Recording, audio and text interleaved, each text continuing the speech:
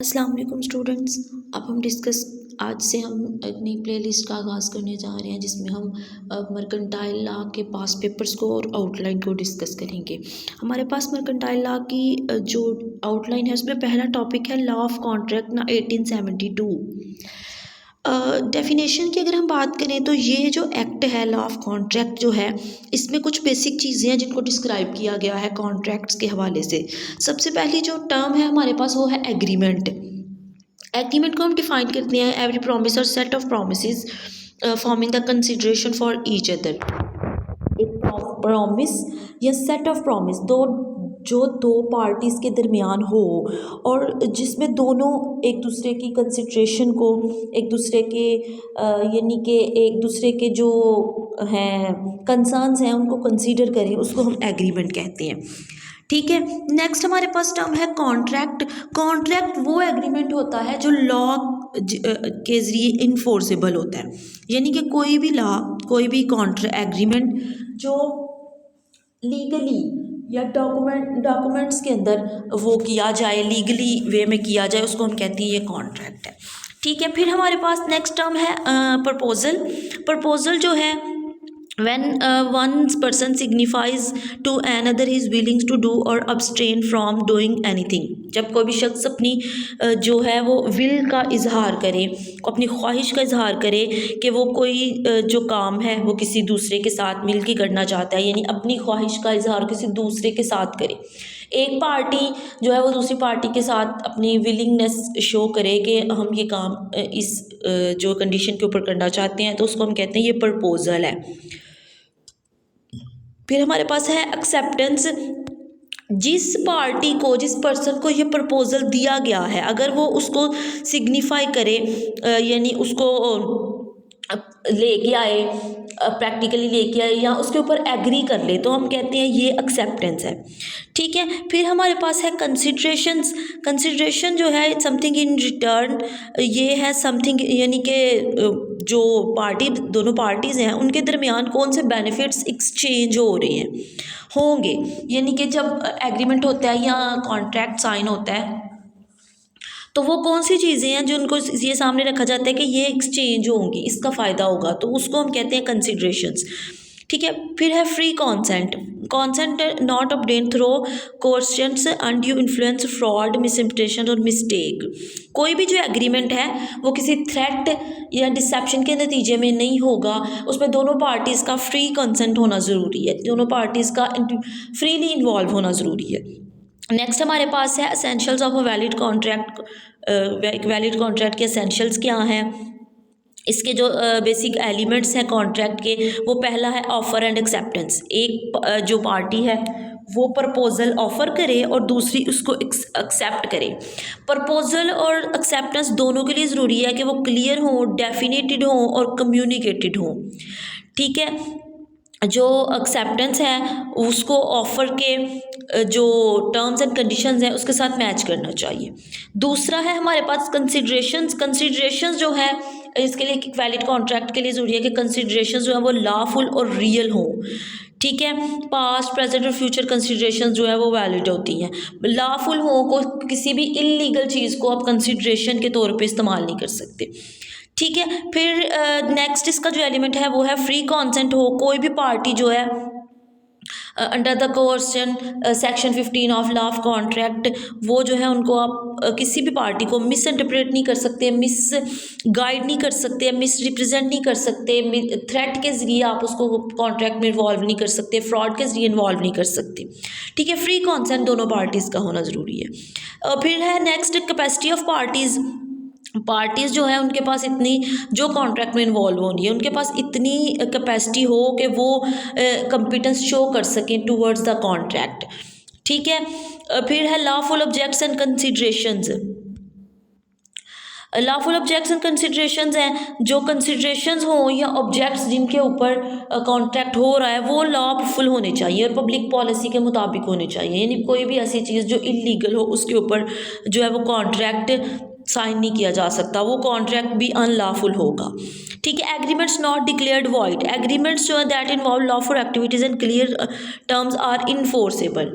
ठीक है, एग्रीमेंट्स जो है जहाँ जो लॉफुल एक्टिविटीज़ के बारे में हो, क्लियर टर्म्स एंड कंडीशन के साथ हो, वो इन्फोर्सेबल होती है। ठीक है, नेक्स्ट हमारे पास है काइंड्स ऑफ कॉन्ट्रैक्ट। कॉन्ट्रैक्ट के कितनी किस्म के होते हैं। सबसे पहले जो है ना ऑन द बेस ऑफ इन्फोर्सेबिलिटी है। इन्फोर्सेबिलिटी की बेस पे कॉन्ट्रैक्ट्स की किस्में हैं। एक वैलिड कॉन्ट्रैक्ट्स हैं जो कि लीगली बाइंडिंग एग्रीमेंट्स हैं। ठीक है, फिर वॉइड कॉन्ट्रैक्ट्स हैं, वो एग्रीमेंट्स जो कि लीगल इन्फोर्सेबिलिटी के बगैर होते हैं। ठीक है, फिर वायोडेबल कॉन्ट्रैक्ट्स हैं, enforceable at the description of one party. एक पार्टी के डिस्कशन के ऊपर जो है वो जो इन्फोर्स हो जाए उसको हम वाइडेबल कहते हैं। और नॉन वाइडेबल कॉन्ट्रैक्ट्स, ऐसे contract that can be avoided, जो अवॉइड किए जा सकते हैं, just like perform contract CTC। ठीक है, अब फिर हमारे पास है बेस्ड ऑन फॉर्मेशन की बेस पे कॉन्ट्रैक्ट्स की जो किस्में हैं, उसकी जो काइंड्स हैं, उसमें पहले एक्सप्रेस कॉन्ट्रैक्ट है, ये एक क्लियर स्टेटेड टर्म्स के साथ होता है। ठीक है, फिर हमारे पास इम्प्लाइड कॉन्ट्रैक्ट्स हैं, ये ड्राइव्ड फ्रॉम कंडक्ट होते हैं, यानी कि इनकी कोई क्लियर स्टेटेड टर्म्स नहीं होती, बल्कि ये पार्टीज़ के जो कंडक्ट है उसके ऊपर ड्राइव किए जाते हैं। फिर बेस्ड ऑन परफॉर्मेंस है कॉन्ट्रैक्ट्स जो हैं, पहला है एग्जीक्यूटिव कॉन्ट्रैक्ट्स, ऐसा कॉन्ट्रैक्ट जो फुली परफॉर्म्ड हो। और फिर है एग्जीक्यूटरी कॉन्ट्रैक्ट्स जो कि अभी परफॉर्म होना है। ठीक है, उसको हम येट टू बी परफॉर्म्ड होता है, जो उसको हम एग्जीक्यूटरी कॉन्ट्रैक्ट कहते हैं। नेक्स्ट हमारे पास है वैरायटी ऑफ कॉन्ट्रैक्ट्स। इसकी कॉन्ट्रैक्ट्स में की जो वैरायटीज़ हैं, सबसे पहला है कॉन्टीजेंटेंट कॉन्ट्रैक्ट्स।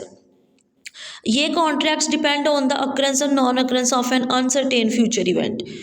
एक ऐसा फ्यूचर इवेंट जो कि अनसर्टेन है, होगा या नहीं होगा। ठीक है, उसकी अकरेंस और नॉन अकरेंस के ऊपर जो कॉन्ट्रैक्ट डिपेंड करता है उसको हम कहते हैं कॉन्टीजेंटल कॉन्ट्रैक्ट। ठीक है, फॉर एग्जांपल जैसे एग्जांपल है कि एक पार्टी है बी पार्टी, तो उसके साथ एक कॉन्ट्रैक्ट है कि उसको तब पे किया जाएगा अगर उसके घर में आग लग जाती है। तो ये लगती है या नहीं लगती, ये अनसर्टेन है। ठीक है, तो ऐसे कॉन्ट्रैक्ट को हम कहते हैं कॉन्टीजेंटेंट कॉन्ट्रैक्ट्स। फिर है हमारे पास quasi contracts. Contracts implied by law और प्रिवेंट अनजस्ट एनरिचमेंट। वो कॉन्ट्रैक्ट्स जो लॉ की तरफ से अप्लाई किए जाते हैं ताकि अनजस्ट एनरिचमेंट को रोका जा सके, उसको हम कहते हैं क्वासी कॉन्ट्रैक्ट्स। फिर है bailment, delivery of good for a specific purpose under the contract. ठीक है, जब गुड्स को डिलीवर किया जाता है as a purpose of contract. ठीक है, फॉर एग्जांपल जब किसी की गाड़ी ख़राब हो जाए तो अपनी गाड़ी जो है वो सही होने के लिए छोड़ दे, यानी कि किसी वर्कशॉप वगैरह पे। फिर है pledge, bailment of goods as security for a डेप्ट। जब कर्जे के बदले में किसी चीज़ को as a bail, as a security रखा जाता है तो उसको हम कहते हैं ये प्लेज है। फिर है हमारे पास indemnity, one party promise to compensate the other for specific losses. ठीक है, जो है एक पार्टी इस चीज़ पे एग्री करे कि वो दूसरी पार्टी के लॉसेस को कंपनसेट करेगी। इसकी एग्जांपल जो है ना वो इंश्योरेंस कॉन्ट्रैक्ट्स होते हैं। ठीक है, फिर है हमारे पास agency, relationship where one person acts on behalf of another. एक जो है पर्सन वो किसी दूसरे के बिहाफ के ऊपर कॉन्ट्रैक्ट्स करे तो उसको हम कहते हैं एजेंसी, जैसे हमारे पास प्रॉपर्टी डीलर्स होते हैं। ठीक है, फिर नेक्स्ट हमारे पास है performance of contract. Performance of contract के अंदर जो ना हमारे पास एक टॉपिक है, एक कॉन्सेप्ट है एक्चुअल परफॉर्मेंस। एक्चुअल परफॉर्मेंस का मतलब होता है कि कॉन्ट्रैक्ट की जो ऑब्लिगेशंस हैं वो सारी की सारी पार्टीज़ फुली तौर पे फुलफिल कर रही हों, तो हम कहते हैं ये एक्चुअल परफॉर्मेंस है। ठीक है, नेक्स्ट हमारे पास इसका जो दूसरा है ना हमारे पास कॉन्सेप्ट, वो है contracts not required to be performed. ये जो कॉन्ट्रैक्ट्स कुछ होते हैं जो कि यानी कि जिनको परफॉर्मेंस में लाने की हमें ज़रूरत नहीं होती, जैसे नोवेशंस है, replacing an old contract with the new one. जब किसी पुराने कॉन्ट्रैक्ट को नए से बदल देते हो तो फिर आपको पुराने की ज़रूरत नहीं रहती। फ्रस्ट्रेशन है, performance become impossible due to unforeseen circumstances की वजह से हो सकता है कि जो कॉन्ट्रैक्ट परफॉर्मेंस है वो इम्पॉसिबल हो जाए। ठीक है, फिर है हमारे पास breach of contract. Types of breach क्या है, पहले है actual breach, occurs when a party fails to perform at the agreed time. ठीक है, एग्रीड टाइम पे कॉन्ट्रैक्ट को फुलफिल करने में कोई पार्टी नाकाम हो जाए तो उसको हम कहते हैं ये एक्चुअल ब्रीच है। और फिर है anticipatory breach, occurs when a party declares their intention not to perform before the due date.